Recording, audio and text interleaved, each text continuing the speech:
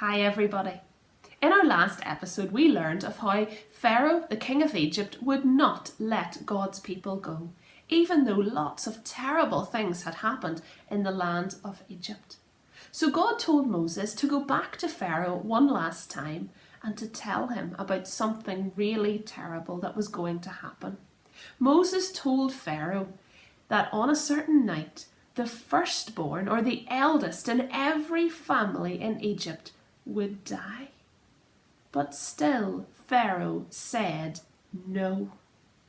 God had a special instruction for his people. He told them to take the blood of a lamb and to paint it on the doorposts of their houses. And then on that night where the firstborn in every house in Egypt would die, that terrible thing would pass over the houses that had the blood painted on the door. And that is exactly what happened. The firstborn or the eldest in every family in Egypt died, even Pharaoh's firstborn son. But the people in the houses with the lamb's blood around the door were kept safe. What do you think Pharaoh said now? Do you think he changed his mind? Pharaoh didn't say no this time. Pharaoh said go. He told the people of Israel to leave, and that is exactly what they did. They left Egypt. Now, there weren't just 1 or 2 or 3 or 4 or even 10 or even 100 people. There were almost 1 million people. Could you imagine trying to get all of those people organised to leave?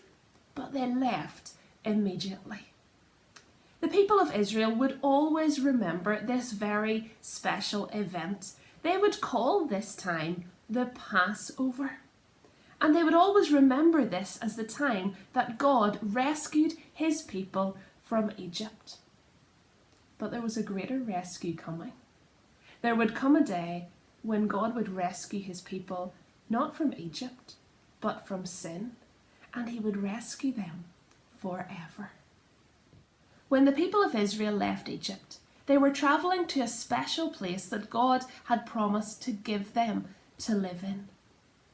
As they journeyed along, they heard something. Maybe they just heard it faintly at first, but then it started to get louder, and it wasn't a noise that they wanted to hear. They started to hear horses' hooves.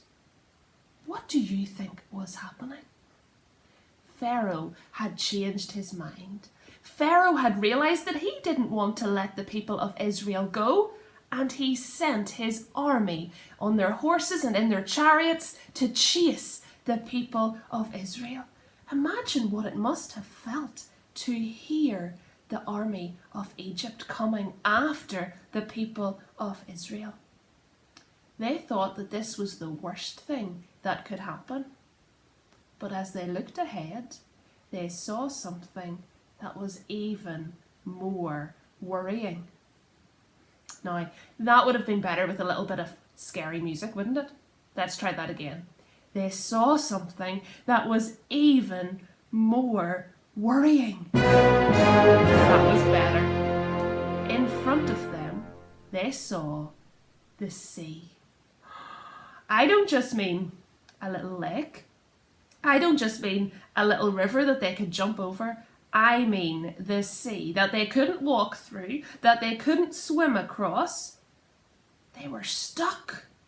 The army of Egypt was coming after them, and the sea was in front of them. And the people started to complain. They started to complain to Moses, "Why did you bring us out here? Why did you do this?" The people were afraid. But Moses said to them, "No, don't be afraid. Just be still."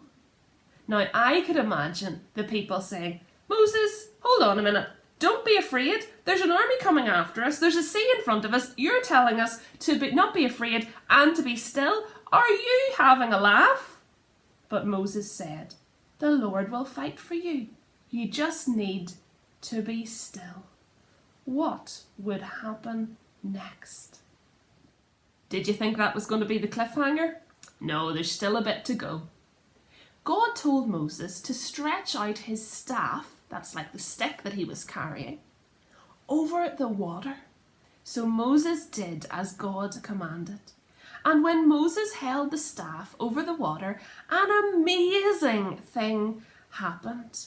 God sent a wind, and that wind caused the water to rise up on both sides and to create a path across the middle of the sea, a dry path across the middle of the sea for the people of Israel to walk through. Now remember, there were almost 1 million people, so it would take a while, but they walked on the dry land through the middle of the sea. Wow! Now Pharaoh's army were still coming after the people of Israel, but when God's people got to the other side of the sea safely, Moses held out his staff over the water, and as Pharaoh's army were coming, the water closed over the dry land, and the dry land disappeared. God's people were safe. God had rescued his people again. The Bible tells us that God never changes. He is the one true God. That means that the God who made a path through the Red Sea and rescued his people, that's our God. He is the one that we worship. He is the one who hears us when we talk to him. He is the one who has promised never to leave us. He is the one who has promised to rescue us from sin if we trust in Jesus because of what Jesus has done for us. That's our God. Nothing is impossible for him. Are there things today that are making you feel sad and you don't know how they're ever going to be fixed? Remember, nothing is impossible for God. You can always trust him. Are there things that are making you feel afraid? Remember, God has promised never to leave you. Nothing is impossible for him. The people of Israel hadn't finished their journey, but surely the rest of the journey would be an awful lot easier. And surely they would soon reach the special land that God had promised to give them. Or would they? Come back next week to find out.